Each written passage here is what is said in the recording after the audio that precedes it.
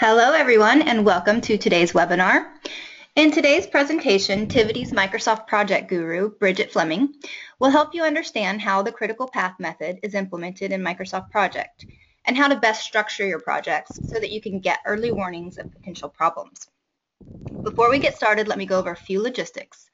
All lines will be muted, but to be sure you get the most out of this presentation, we will be taking questions throughout the presentation. So please feel free to leverage the chat module within your GoToWebinar panel to ask us your questions, and we will be monitoring them. You can also feel free to email us directly. Now, if you get distracted or pulled away during the webinar, don't worry. We will be recording today's presentation and sending the on-demand version to all of the registrants following the webinar. Okay, now I'll turn it over to Bridget so she can get into the good stuff. Thanks, Michelle. Welcome, everyone. I'm glad you could join us today. As Michelle said, in today's webinar, we'll be talking about how the critical path method is implemented in Microsoft Project, and we'll be looking at some best practices for ensuring that your projects can not only provide early warning of potential problems, but also provide analysis capability for you throughout the project lifecycle. Critical path methodology is what Microsoft Project uses to calculate dates and other information in your schedule. It's critical to understand how project performs these calculations so that you can understand and analyze various paths and impacts to your schedule. We're going to get a little geeky at some points today with some of our calculations. The goal is just to really make sure that you understand what project is doing. This will help you with those times when you make a change to a task in your schedule and then another task in a completely different part of your schedule gets pushed and you have no idea why. Excuse me. After today's webinar, you'll have the knowledge and skills to understand what happened. Before we get started, I want to give you some brief information about my background to give you a context for what we will be talking about and how we will cover it. I've been working in project management for 30 years. For more than 20 of those years, I've also been working with Microsoft Project. And starting about 10 years ago, I began to work with Project Server and now Project Online. I also ran a help desk for over 15 years for a Fortune 100 company. We supported Microsoft Project and initially a custom enterprise scheduling system, and later we helped the company implement Project Server. I also had the opportunity to serve as a member of the international core team that developed the PMI Practice Standards 2nd edition. I have my PMP, my PMISP, and my MCP in Microsoft Project. Much of my experience has been very process-focused, and this is how I approach all of my webinars and training. I always include best practices to try to simplify using Microsoft Project as much as possible while still following good scheduling practices. I think it's very important to understand the why and not just the how of Microsoft Project. Today we're going to start off with some best practices for schedule models. You need a schedule model that's been well designed to enable you to get the most out of Microsoft Project. We will then move on to discuss the specifics of critical path methodology. This will include the forward pass, working with start date constraints, the backward pass, working with finish date constraints, and total slack. And finally, we will cover the critical path and near critical paths and how to view and analyze them. If you build a schedule model that follows good techniques and keep it up to date with status and changes, it can provide great value throughout the project lifecycle. We're not covering details about creating a schedule model in this webinar, but I wanted to mention some key related best practices. Your schedule model must include tasks that encompass the entire project scope with best estimate durations. And this includes making sure that estimates are updated as new information becomes available. It must include links that model the interrelationships of your tasks to identify what can be worked in parallel and what must be worked in series.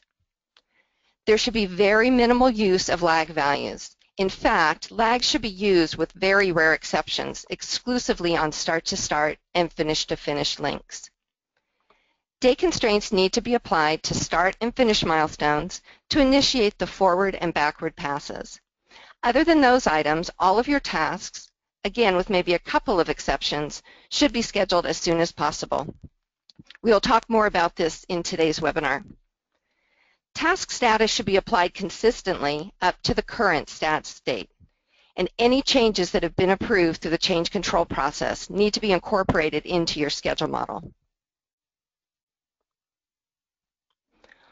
All projects should be built with a milestone at the beginning of the project that everything flows out of, and a milestone at the end that everything flows into. We need to make sure that every task and milestone has at least one predecessor and one successor. We want no hanging ends and no hanging starts. The exceptions to this are the start milestone for the project, which will have no predecessors, and the finish milestone of the project, which will have no successors. The other possible exceptions to this are external links representing the receipt or the delivery of something outside our project. When tasks and milestones are joined together, they form paths through the project schedule. Any chain or string of tasks from the project start to the project finish is called a path. It's the lengths of these paths that drive the project completion. Each path's length is defined by the durations of the tasks on the path, the links and lags, and any day constraints. And it's the longest path that drives our project completion.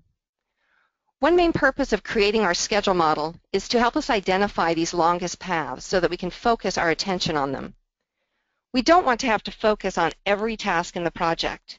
By knowing the longest path, we can concentrate our time on the tasks on the path that are most likely to be a problem. We can also use this information to make decisions on where to spend overtime dollars and when to bring in extra resources to complete our work more quickly. By creating a schedule model, we are able to use the critical path method, or CPM, to help us determine when our project can be completed and which tasks are the most likely to cause a problem in meeting our schedule. CPM is a valuable tool in enabling us to predict future schedule issues. Using the information from the schedule model, CPM calculates dates for each task. CPM determines both when tasks can start and finish and when they must start and finish. The can happen start and finish dates are called early start and early finish. The must happen start and finish dates are called late start and late finish. CPM also determines how much flexibility there is in the schedule and which path or paths through our schedule model have the least flexibility in their finish dates. We call this measure of flexibility total slack.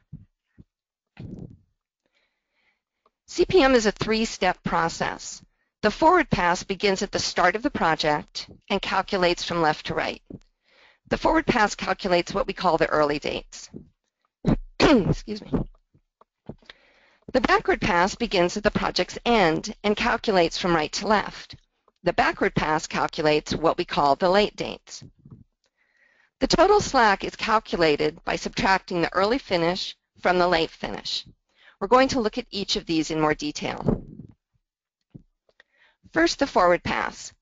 The forward pass starts its calculations at the start of the project and calculates from left to right. An early start date and an early finish date are calculated for each task and milestone based upon its predecessors, links, lags, durations, and any date constraints. These dates represent the earliest dates that each task can start and finish based on all of the information that you've put into your schedule model. We call this the can happen schedule because if everything goes perfectly according to plan, these dates can be met. In project by default, the start and finish dates are set to the early dates. Start gets set to early start and finish gets set to early finish. It's important to understand this because these are typically the dates that you are showing to your sponsor, your customer, and other key stakeholders.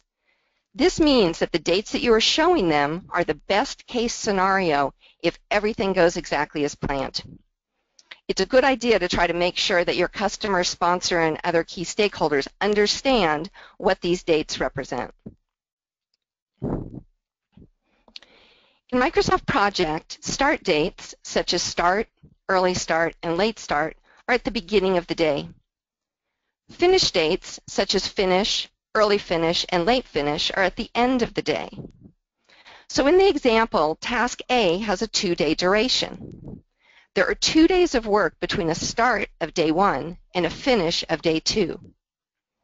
The early start is day 1, so the early finish is day 2. If the earliest that task A can finish is at the end of day 2, then the earliest that task B can start is the beginning of day 3. The formula to calculate the early finish of a task is that the early finish is equal to the early start plus the duration minus 1. So therefore, the early finish of task B equals the early start, 3, plus the duration, 5, minus 1, which gives us 7. For a finish to start link, the early start of the successor task is equal to the early finish of the predecessor plus any lag, which should be 0 in a finish to start link, plus 1. So therefore, we get an early start for C, which is equal to the early finish of B, or day 7, plus the lag, which is 0, plus 1. So if the earliest that task C can finish is the end of day 7, or excuse me, task B can finish is the end of day 7, then the earliest that task C can start would be the beginning of day 8. And we continue calculating our forward pass using those formulas. When we're calculating our forward pass, and when project is calculating our forward pass, if a task has multiple predecessors, the early finish of each predecessor has to be analyzed. So we're going to look at what the early start would be based on each of the predecessors. So for path 1, if task A can finish at the end of day 60, based on that path, task D could start on day 61. For path 2, task D could start on day 66.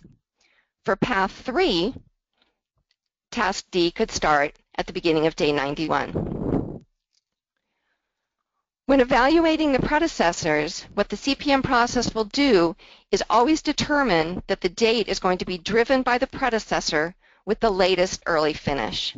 And if you think about what this is representing, it makes sense. What we've said is all of these have to be finished before task D can start. Well, then that means the earliest that task D can start is when the latest one of the predecessors is complete. In this slide, we're going to be looking at the difference in calculations between a 1-day task and a 0-day milestone.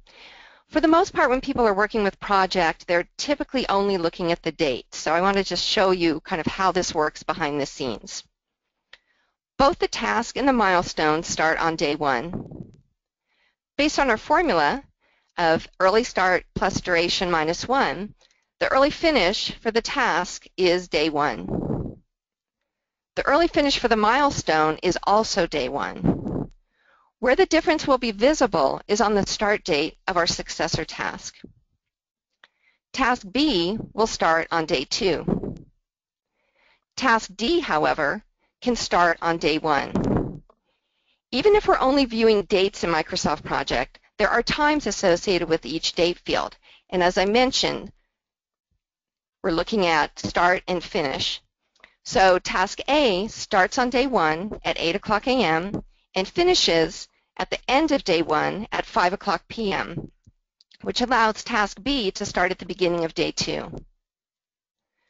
Milestone C, however, starts at 8 o'clock on day 1, but because it has no duration, it can also finish at 8 o'clock on day 1, which allows its successor to start at 8 o'clock on day 1. Any milestone or task that has no predecessor is considered a start milestone or task. You should typically only have one start milestone per project, and it would be at the start of the project. Sometimes, however, there may be more than one start milestone if you have external inputs represented in your schedule, and we'll be looking at that in the demo. The example that we're going to be looking at is a delivery from a vendor. All starts must be given a start date constraint to initiate our forward pass. Start date constraints will impact only the forward pass. In Microsoft Project, the start date constraint for a milestone can be specified in one of two ways. A start no earlier than date constraint can be assigned to the milestone on the Advanced tab of the Task Information dialog box found under the Task tab. If no start no earlier than date is assigned, the early start of any start milestone is going to be set equal to the project start date. So I want to go through just a small example to take a look at some of these, some of the things we just covered. So here we have a very small, very simple project. And I have a start no earlier than or a project start of day 1 on my project. So what that means is my project start milestone is going to be able to begin at the beginning of day 1, which also means it's going to complete at the beginning of day 1, which means task A can also start at the beginning of day 1. So I'm then going to use my formula to calculate a finish for A of day 2. It's going to be the early start plus the duration minus 1. If the earliest that task A can finish is the end of day 2, then that means the earliest that task B can start would be the beginning of day 3. Again, using our formula, we'll calculate the completion. And then also for task D, if B can finish at the end of day 5, then D can start at the beginning of day 6. Again, using our formula, we'll look at 6 plus 4 minus 1 to get our completion for task D of day 9. Task C actually has 2 predecessors. So as we discussed earlier, we need to look at both of those predecessors to determine which one is going to drive the forward pass. So based on task A, the early start for C could be day 3, the next day following the end of A. But we also have an external milestone represented here. We're receiving a unit into our project from a vendor, and we've decided to model that into our project with this milestone. We've then put a date constraint, a start no earlier than date constraint, on that milestone of day 6. This is when our vendor has told us that they will be able to deliver that unit. So based on that constraint, we'll have an early start date at the beginning of day 6. This is a milestone, so we'll also have an early finish at the beginning of day 6, which means based on this predecessor, task C could start at the beginning of day 6. So again, it's going to be driven by the predecessor with the latest early finish because both of these need to be complete before C can start. So therefore, the early start of C would be at the beginning of day 6. Again, we'll use our formula, early start plus duration minus 1, to get our finish date of day 7. Task E, again, has 2 predecessors, so it's going to be the latest one that's going to drive the start of task E. So if D can finish at the end of day 9, task E will start at the beginning of day 10. 10 plus 1 minus 1 gives us a finish of day 10. So we have 1 day of work between the start of day 10 and a finish of day 10. If E can finish at the end of day 10, because we have a milestone at the end, which has no duration, it can also start and finish at the end of day 10. With the start-to-start link, we're modeling parallel work. There's some portion of the 2 tasks that can be performed in parallel. The formula that we're going to use to calculate the early start of the successor task in a start-to-start link is that the early start of the successor is equal to the early start of the predecessor plus the lag. So in this example, we're going to calculate the early start of B based on the early start of A, which is day 1, plus the lag, which is 5, to give us an early start of 6. The early finish is calculated just as we did before as early start plus duration minus 1. So the early finish of B is going to be equal to its early start, 6, plus the duration of 10, minus 1, or day 15. With the finish-to-finish link, we're also modeling parallel work. So again, there's some portion of these 2 tasks that can be performed in parallel. There's a relationship between the completions, but some of the earlier work can happen in parallel. With a finish-to-finish link, we will be calculating the finish of the successor based on the predecessor finish. The formula we use to calculate the early finish of the successor task in a finish-to-finish link is that the early finish of the successor is going to be equal to the early finish of the predecessor plus the lag. So in this example, the early finish of B would be equal to the early finish of A, which is day 10, plus a lag of 4, which gives us an early finish for B of day 14. Then we need to calculate the early start of B. So the early start of B would be calculated using early finish minus duration plus 1, in this example, to give us an early start of day 6. When Microsoft Project performs CPM calculations, any calendars incorporated into the project are considered. All projects will have a project calendar. This should be the calendar that the majority of tasks will be working on. By default, the project calendar is set to the standard calendar, which is a 5-day, 8-hour, no holiday calendar. If this default is used, durations will be interpreted as working days based on a 5-day calendar. However, there may be some tasks in your project that need to be worked on a schedule that's different than the project calendar.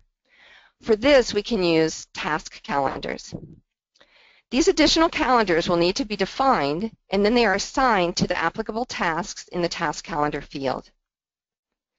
The third type of calendars are resource calendars. Every work resource that is defined in the resource sheet will automatically have a calendar defined for it that is based on the project calendar. In some organizations, particularly those using Project Online or Project Server, these individual resource calendars may be modified to include vacation or other time off. If this is done, each resource calendar may have a different work schedule. Project uses all of these calendars as it is calculating dates for the tasks. There are many variations of results based on which calendar types you use, as well as which task type and effort-driven combinations are being used. For our purposes today, we're assuming a 7-day calendar to make our calculations simple. Now we'll move on to the second step of the CPM process, which is the backward pass. So our backward pass calculations start at the end of the project and calculate from right to left.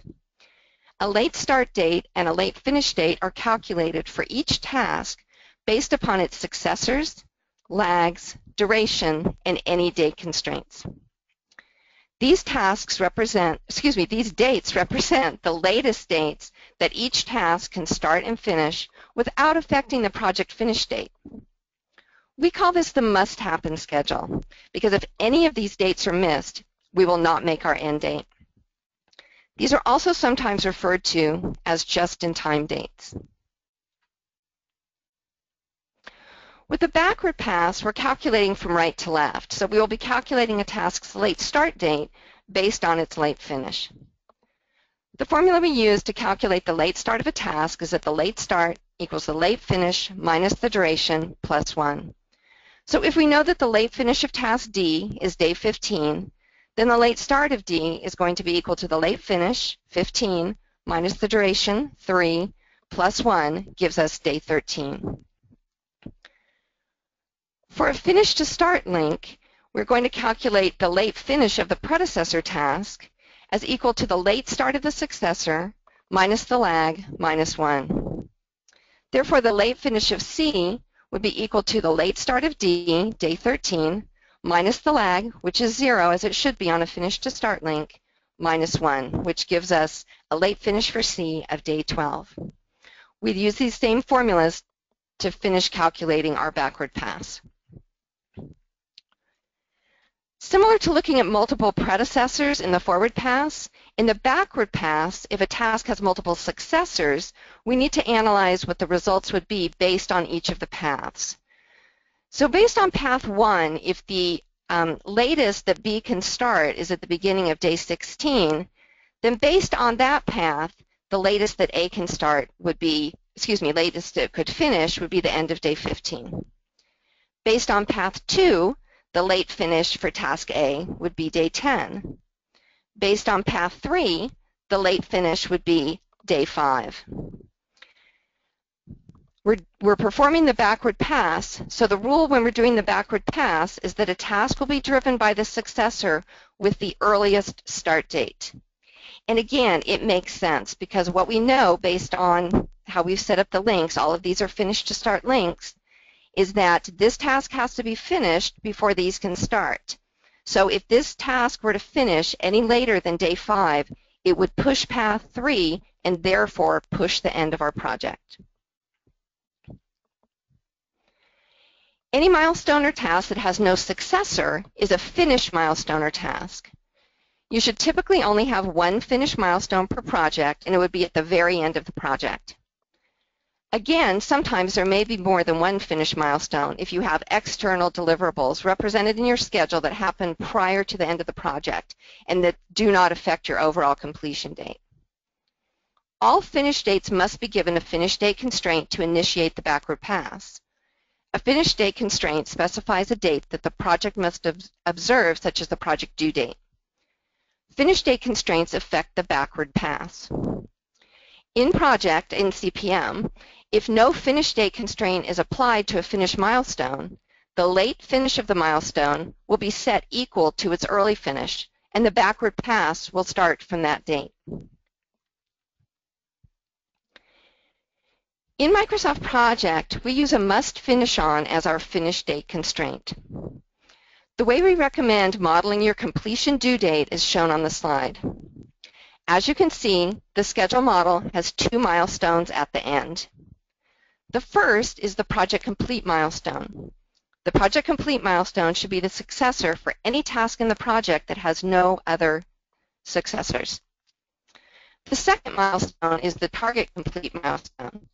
It is linked finish to start to the project complete milestone. The must finish on date is assigned to the target complete milestone.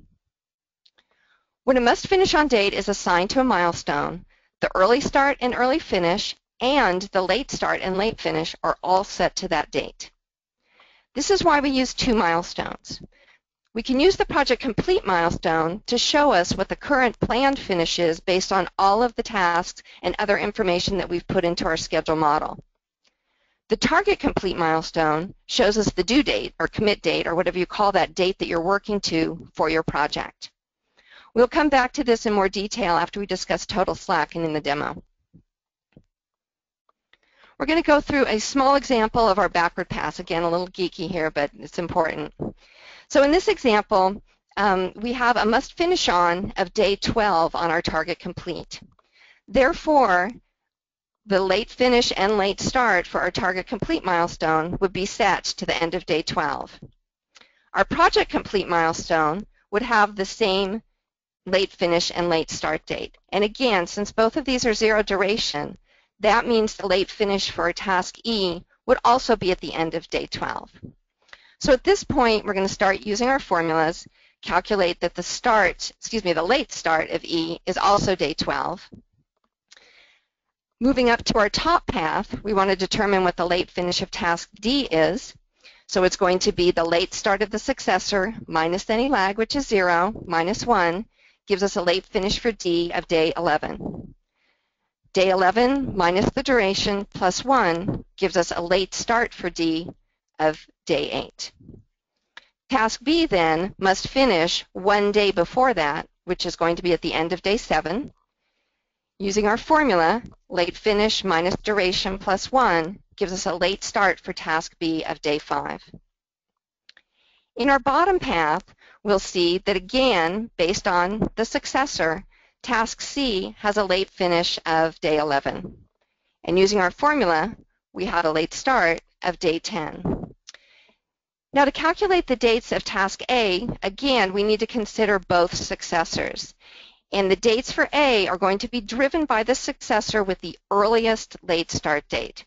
So therefore, what that tells us is that task B is going to be the driver in the backward pass for task A's late finish. So the late finish for task A would be set to day 4. Its late start to 3. This is the beginning of day 3. And therefore, our late finish and late start for our project start milestone would also be at the beginning of day 3.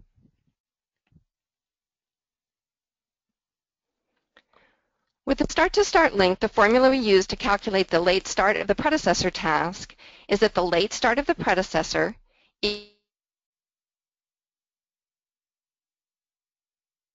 the late start of A in this example would be the late start of B, which is day 11, minus the lag, which is 4, gives us a late start for A of day 7. The late finish is calculated by modifying our previous formula to be late start plus duration minus 1. So therefore, we have a late finish for task A of the late start, day 7, plus the duration of 10 minus 1 gives us a late finish of A of day 16. With a finish to finish link, we'll be calculating the finish of the predecessor based on the successor finish. The formula we use to calculate the late finish of the predecessor task in a finish to finish link is that the late finish of the predecessor is equal to the late finish of the successor minus the lag.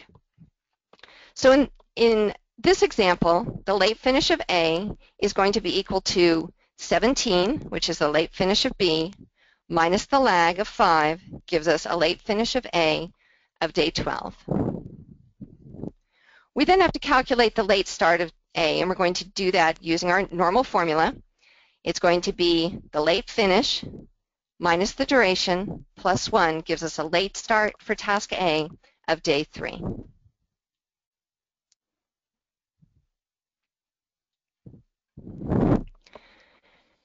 We've finished our first 2 steps in our CPM process. The third step is to calculate the total slack.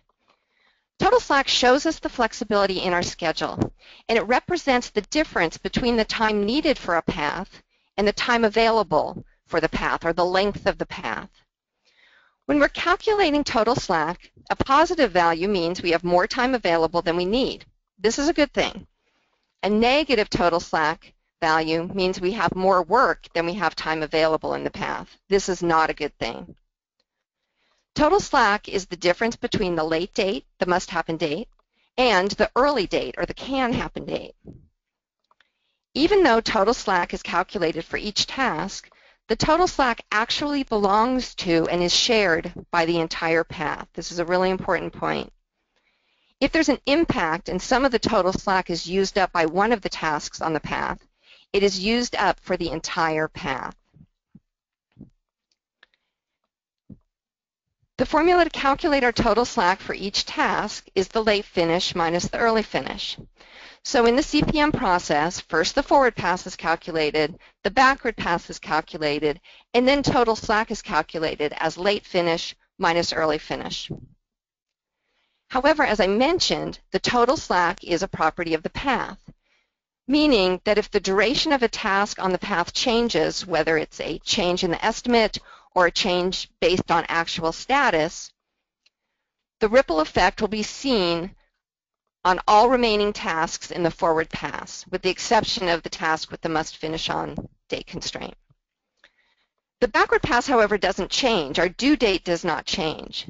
So therefore, we're going to see a decrease for all of our tasks for the total slack. So this is just representing how the total slack is owned by the path and will impact the entire path.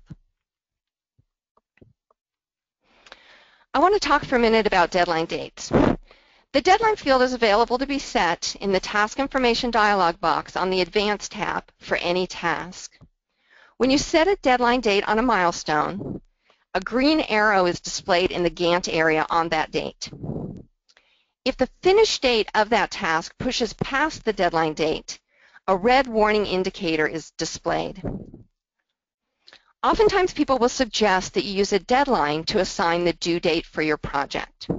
However, the deadline date on the completion milestone will only drive the backward pass if it has negative total slack, meaning that that finish has pushed past the deadline date.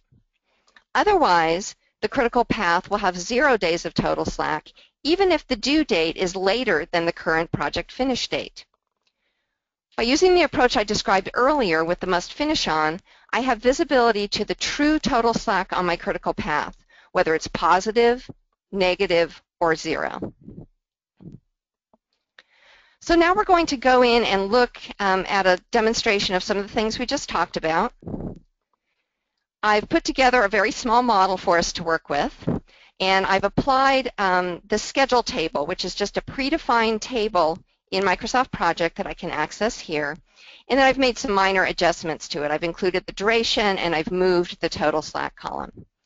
So what we're looking at here is a project that has the milestones that every project should have, which include the start project milestone that everything's flowing out of, a project complete milestone that everything's flowing into, and then the target complete, which we talked about, and that's linked finish to start to the project complete. In addition, in this project, we have a receive unit milestone that's representing an external input into our project. And we've created this milestone. We've linked it to task F in this case, which is the task that needs that unit in order to be able to work. So the first thing I want to do, actually before I do anything else, let's take a look at the total slack column. So right now what's happened, because we have no finish date constraints on our project, what project has done is it's taken the early finish, which if you remember, the start is set to early start, the finish is set to early finish. Project has taken that early finish date, set that into the late finish date for that finish milestone, and that's how it's processing the backward pass. So therefore, we have a path that has 0 total slack. What I want to do now is I want to set the due date on my project.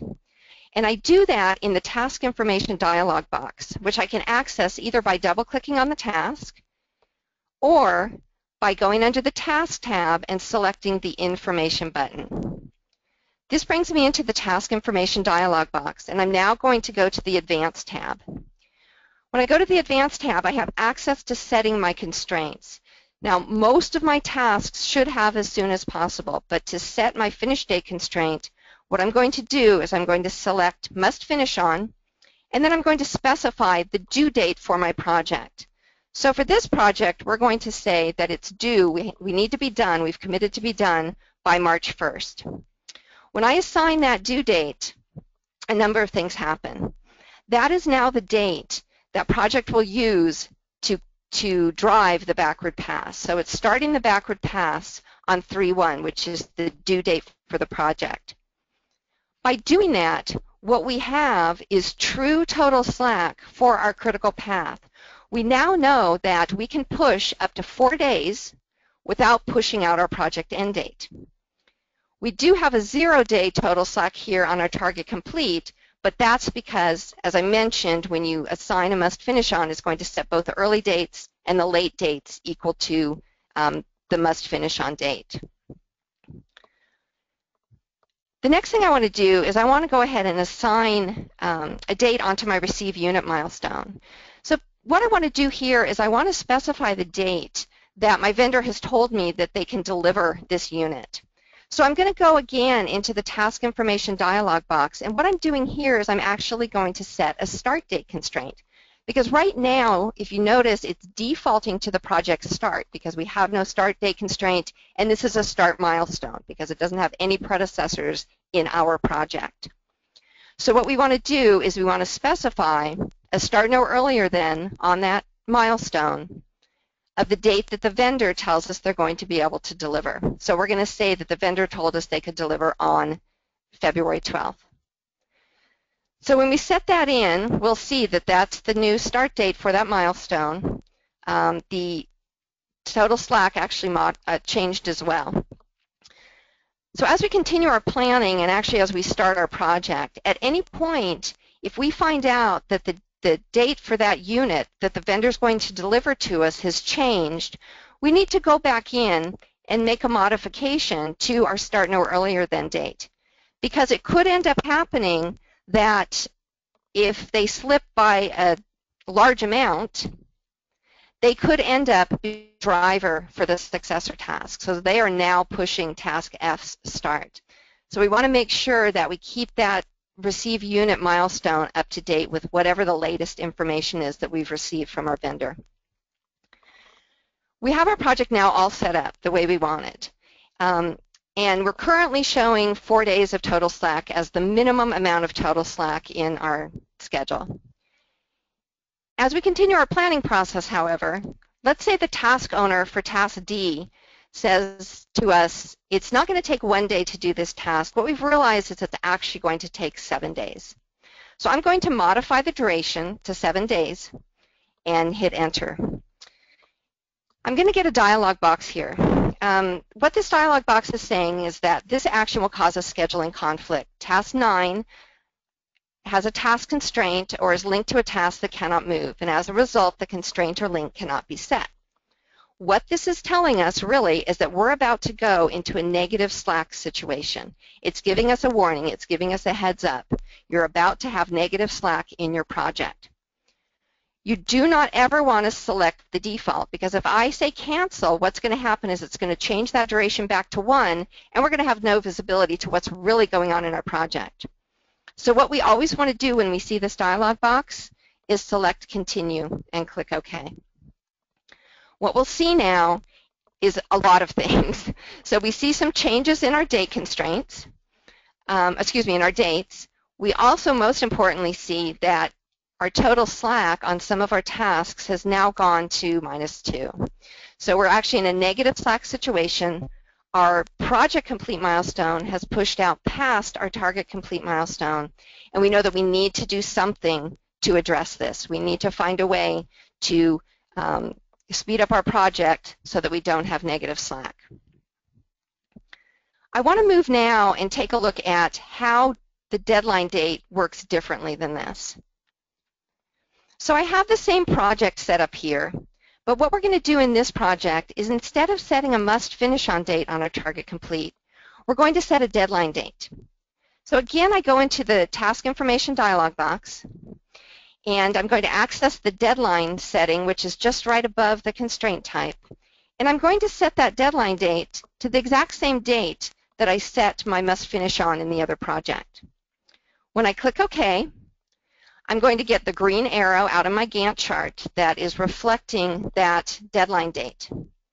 However, what I don't see is I don't see any impact of that deadline date on my backward pass. Therefore, I have no way of knowing that I have 4 days as the minimum amount of time that this project can slip without affecting the project end date. So this is really why I prefer to use the must finish on, because I want to see what my total slack is, even if it's positive. In this example, if we set the deadline date, again, if task D changes to 7 days, what we will see is we'll see that the target complete pushed out past its deadline date, and we see this little warning indicator. Now, sometimes people like the warning indicator and they like the green arrow, and that's fine. In fact, in some cases, what I like to do is, I'm back in my project now with my must finish on. What I like to do is incorporate both.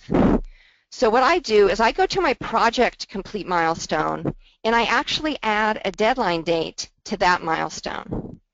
So I'm going to go in here into the task information dialog box again, and I'm going to set a deadline on here, which is the exact same date as my target complete. What that's going to do is it's going to give me that green arrow here, and if I push past it, it's going to give me the warning because I'm holding that date with my must finish on, but it's also going to push the task out and give me this warning indicator. So if you like the visibility of the green arrow, of the warning indicator, you can actually incorporate both options and then still make sure that you're seeing positive total slack when it's positive and negative total slack when it's negative. Okay, let's go back to our presentation. Michelle, are there any questions at this point? The only question was, is there maybe a real-world scenario that you could give examples of using a start-to-start or finish-to-finish link? Sure. So a start-to-start link, one of the examples that I use for that is that, let's say you're writing some code. You're a developer and you're writing some code. So there'd be a task in your schedule that was write code and test code. You don't have to wait typically till you're completely done writing all the code before you start testing it, but you have to have some code written.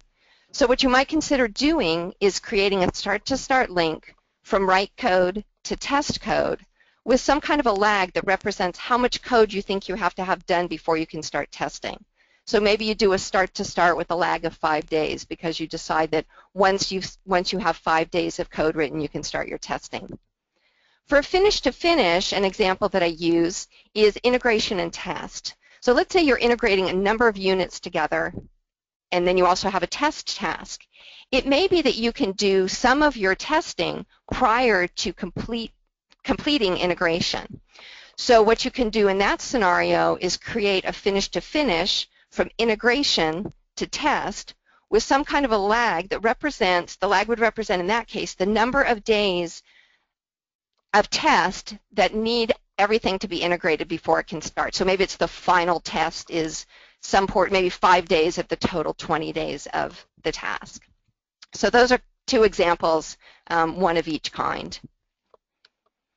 Okay, hopefully that answers the question. Let's continue on. So the critical path is the longest path through our project by time, which therefore by definition means that the critical path is the path through the project with the least total slack. It's not necessarily the path with total slack equals 0, and we just saw that. It will be equal to 0 if you put no finish date constraint or if you just use a deadline date. But if you want visibility to positive total slack in your critical path and you use the must finish on, you will hopefully see a positive total slack on your critical path. If you have a negative value, it means you're not going to finish your project on time. And it will also show you how many days you will miss by. If it's 0, it means that no task on that path can finish any later or you'll miss your date. If it's positive, it tells you how many days of flexibility that path has without affecting the project completion. Often people get caught up in identifying only the critical path, but we need to also pay attention to what we call near critical paths. So for example, what if the critical path, you're planning your 1-year project and you see that your critical path has a total slack of 2 days? How likely do you think that this project is going to finish on time? Probably not at all. So we need to do something about that path. But what if this same project also had 2 other paths with total slack equal to 3 days? I would probably be just as worried about those paths as I would be about the critical path. And if they have high-risk tasks on them, I would be even more concerned. So what I recommend you do is to establish what I call a total slack threshold. And this is a threshold for your project, and then you're going to manage all of the tasks that do not meet that threshold. So this is a level of total slack that you're comfortable with for your project. This threshold will vary from project to project, and you need to determine what threshold level makes sense for your specific project. The threshold will be based on things like project duration. So for example, if I had an 18-month long project, I would definitely want to use a higher threshold if it was 6 months long. Also, how far along am I in my project? So if I had decided that the threshold for my 18-month project was 20 days before I started, once I'd completed 12 months of the project, I would most likely have been able to reduce the threshold that I'm managing to. The level of project risk, how accurate do you think your estimates are? How comfortable are you that these really represent how long these tasks are going to take? If there's a lot of uncertainty in your estimates, again, you probably want your threshold to be a little higher. And then finally, the level of project visibility. So is this just a departmental project where if it slips, it's not a huge deal?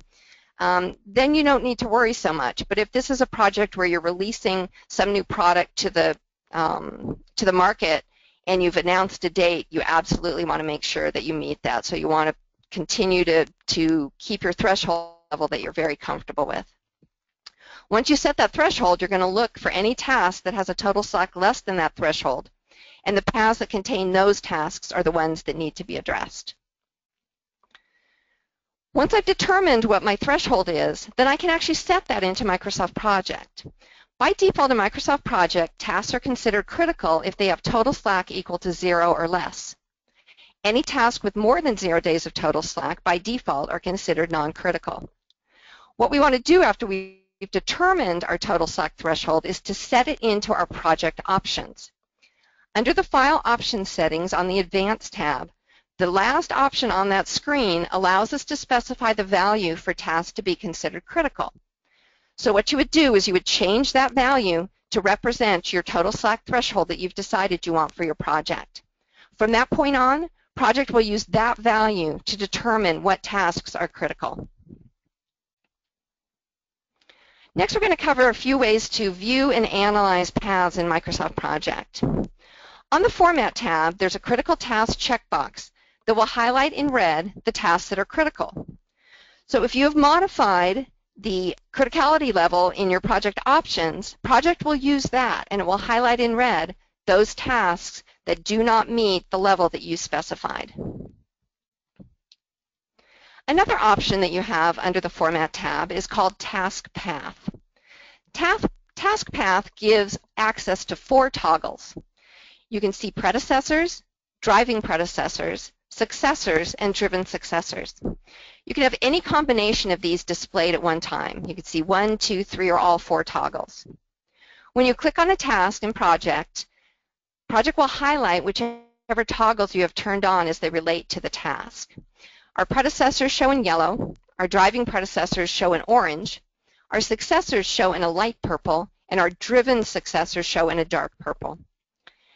This option is dynamic. So what I mean by that is if I click onto a different task, Project is going to change the highlighting to show me the toggles I've selected that represent the information for that task. So it allows me to click around and look at different tasks. The Task Inspector can be accessed from the Task tab. When you select the Task Inspector, an additional pane is opened on the left side of the task list. For whichever task you currently have selected, Project will show you what is driving that task to start on its current start date. So it's showing you the drivers. In this example, I'm viewing information for task 19, frame and fork complete, because that's what I've clicked on in the task list. Even though that task has 4 predecessors, which you can see by looking at the predecessor column, the Task Inspector is showing us that it's task 17, that's predecessor 17, manufacturer frame, that is driving the start date to be 3/2/16. So even though that task has 4 predecessors, we can tell by looking at our Task Inspector which one is actually affecting the date for that task. Typically here you'll see a predecessor listed as the driver, but you may see instead a constraint if that's what's driving the date, or an actual start if a task has status on it. The paths that are most likely to cause schedule problems are those that don't meet our threshold. So we want to try to increase the total slack on those paths. Since total slack equals time available minus length of the path, or time needed, there are really only 2 options for increasing our total slack. We need to either increase the time available or decrease the length of the path. So what we want to do is look at options for what we call schedule compression. Schedule compression refers to shortening the duration of the project without reducing the project scope. The 2 most common schedule compression techniques are fast tracking and crashing. Fast tracking is performing tasks or phases in parallel that were initially planned or would normally be done in series. So for example, normally you wouldn't want to start procurement until you've had your final design review and a sign off on it. However, if you have long lead items that you need to procure and those items are driving your schedule, you may decide to fast track by beginning the procurement effort on long lead items at some point prior to the final design sign off. So maybe you start the procurement after preliminary design review or sometime prior to when you originally planned it. Typically, fast tracking will not increase the costs in your project, but it will increase your risk. In the example I just described, we may end up ordering parts that we decide in the final design we don't need. Crashing is when trade-offs between cost and schedule are analyzed to determine how to get the most schedule relief for the least additional cost.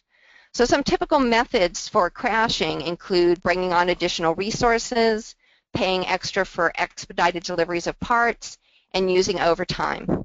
It's critical in both of these that you make sure you're shortening the paths that are driving your end date. So you want to make sure that you're only addressing the paths that are not meeting your total slack threshold.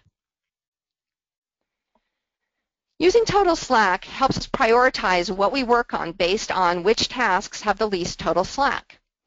It also helps us understand which tasks are most likely to cause our project to be late. We want to focus on our critical tasks. It's often at handoff points or links where we run into problems. By knowing what those are, knowing what the links are, the handoffs on our most critical paths, we can focus on them and manage them. It also allows us to direct management attention to the problem areas instead of having to look at all the work. So I want to go back to project and just take a quick look at these different options. I need to open this project. Okay, so this is a different project. This project's a little larger to demonstrate some of the things that we want to look at. So the first thing I'm going to do is I'm going to go under the Format tab, and I'm going to check this critical task checkbox. What you'll see is nothing happens. The reason nothing happens is that our critical path, we have a must finish on at the bottom of our project, and our critical path actually has 4 days of total slack. The only things that have 0 are things that are complete, and project doesn't recognize those as critical. So what we want to do is we want to go into our file options settings, go in under our advanced tab, scroll way down here to the bottom, and now we want to enter whatever we've decided our total slack threshold needs to be. So here we're going to enter 6 days and click OK. So now what we can see is the project is highlighting in red any task that has 6 days or less of total slack. It allows us to set that threshold and focus in. Now there may be times where we want to know what the true critical path is. So show me just the tasks that have the lowest value. So I can do that in a couple of ways. One way I can do that is actually by defining a group that is going to group my tasks based on total slack. So I can go in here and define a new group, specify that I want my task group by total slack, and just say apply. And now what I'll see is I'll see some items that have 0, but that's going to be my items that are complete and my target complete. So I'm going to get rid of those. What we see here now is that 4 days of total slack is what is represented on our critical path, on the remaining portion of our critical path. So we can see our critical path right here. And then we can continue to go down and see what the next level of total slack is that we need to address. So it allows us to see the critical path, but also to set a threshold that's higher than just the critical path. So the next one I want to show you is also under the Format tab, and that's the Task Path option, which again allows us to specify different toggles that we want to take a look at. So I'm going to come down here first, and I'm going to select a specific milestone. And I'm going to actually go in, and I'm going to turn on all of these options. So first, actually, let me uncheck this. So first I selected Predecessors. Now I'm selecting Driving Predecessors, Successors, and Driven Successors. So what you'll see is that the driving predecessors for the item that I currently have selected are going to show up in orange. So these are the tasks that are driving when this milestone can happen. These are also predecessors, but they're not driving it. And then below it, it looks like everything is a driven successor to it. There are no just regular successors. As I click around on different tasks, you'll see that the highlighting changes to represent just the information about the task that I currently have selected. If I'm ready to turn that off, go back under Task Path and just say Remove Highlighting. The last option I want to show you quickly, because I know we're running out of time, is the Task Inspector. So the Task Inspector can be accessed under the Task tab, and I just click on Inspect. And again, what I mentioned is that the Task Inspector is going to show me what is driving the task that I currently have selected. So I have a task here that has multiple predecessors, but over here in the Task Inspector, I'm only seeing one of those predecessors. That's telling me that this is the driver. And what I can actually do at that point is, if you notice, this is a hot link. So if I click on that, it's going to actually jump up to that task, show me the next one, jump up, etc. So I can actually track backward. I'm actually tracking backward through my driving tasks in my project. So each time I'm going back to the next driver, the next driver, the next driver. So for whatever path I'm on, I'm seeing all of the drivers. Okay. Any questions? I know we're out of time. I appreciate everyone being here. But Michelle, do we have any other questions? No more questions. Okay. Okay.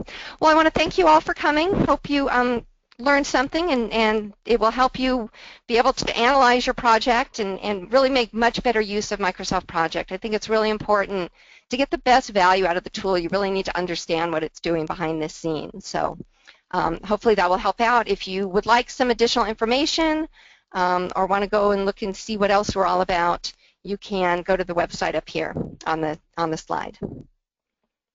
So I think that's it. I thank you all for coming.